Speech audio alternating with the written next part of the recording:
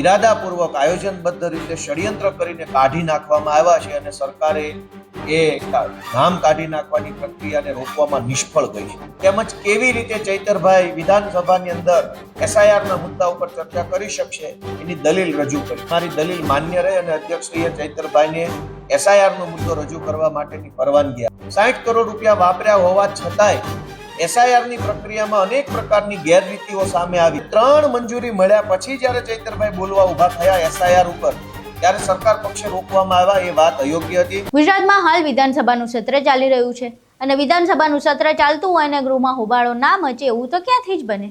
આજે પણ કંઈક આવું જ દ્રશ્ય સર્જાયું. આમ આદમી પાર્ટીના નેતા ચૈતર વસાવા એસઆઈઆરમાં ચાલતી ગેરરીતિને લઈને વાત મૂકી રહ્યા હતા. એમણે જેવો જ પોતાનો મુદ્દો ઉપાડ્યો કે તુરંત જ વિધાનસભાના અધ્યક્ષ શંકર ચૌધરી દ્વારા તેમને રોકવામાં આવ્યા અને એવું કહેવામાં આવ્યું કે તમે આ મુદ્દો ગૃહમાં નહીં ઉપાડી શકો. જેવું જ શંકર ચૌધરી દ્વારા તેમને રોકવામાં આવ્યા કે તુરંત જ પહેલા તો ચૈતર વસાવાએ એનો વિરોધ કર્યો અને બાદમાં ગોપાલ ઇટાલિયા પણ વચ્ચે પડી ગયા. ગોપાલ ઇટાલિયા વચ્ચે કૂદી પડ્યા અને બાદમાં તેમણે પોતાની દલીલો મૂકી અને આ દલીલ બાદ સમગ્ર દ્રશ્ય હોબાળામાં સર્જાયું અને બાદમાં આખરે જે વિધાનસભાના અધ્યક્ષ છે એવા શંકર ચૌધરીને ગોપાલ ઇટાલિયા સમક્ષ નમવું પડ્યું અને ચૈતર વસાવાનો જે મુદ્દો હતો તેને ગૃહમાં રજૂ કરવો પડ્યો. સમગ્ર ઘટના શું હતી, શું સર્જાયું હતું, ગોપાલ ઇટાલિયાએ શું દલીલ કરી હતી, ચૈતર વસાવાનો મુદ્દો શું હતો, તમામ બાબતે વિગતવાર ચર્ચા કરીશું. નમસ્કાર, તમે જોઈ રહ્યા છો ચક્રવાત ન્યૂઝ. હું આપની સાથે હેમંત.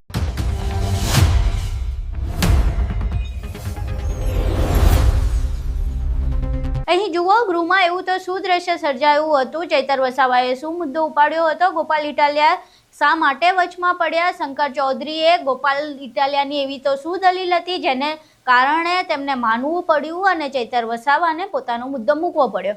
સમગ્ર ઘટના વિશે ગોપાલ ઇટાલિયા આ વિશે શું કહી રહ્યા છે તેમને સાંભળીશું.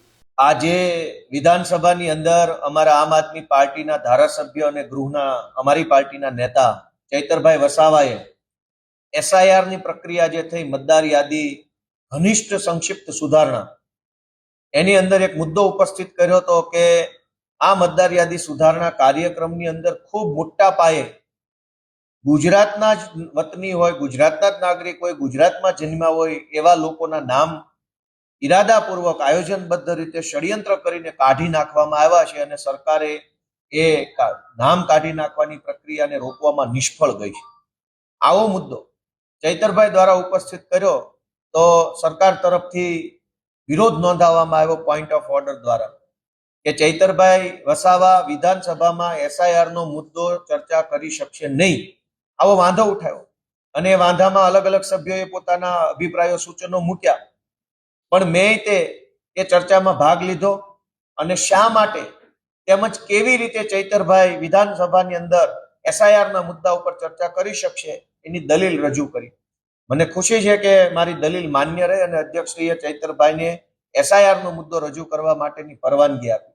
મારી દલીલ એવી હતી કે ગયા વર્ષે જ્યારે બજેટ બન્યું ત્યારે ચૂંટણી શાખા માટે થઈ અને જે કાંઈ બજેટ ફાળ્યું હતું એ બજેટ ઓછું પડતું હતું અને એટલે વધારાના 60 કરોડ રૂપિયાની માંગણી નાણામંત્રીશ્રીએ આજે ગૃહની અંદર રજૂ કરી કે 60 કરોડ રૂપિયા વધુ જરૂર પડી.